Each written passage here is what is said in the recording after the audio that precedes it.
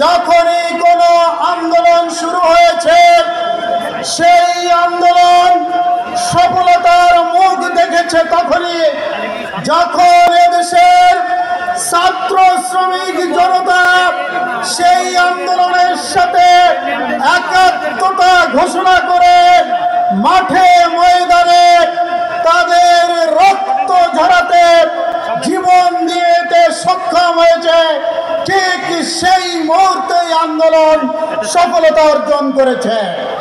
2024-এর জুলাই আগস্টে যে আন্দোলন হয়েছিল সেই আন্দোলনেও নেতৃত্ব দিয়েছিল এদেশের ছাত্র শ্রমিক জনতা, যুব গোষ্ঠী।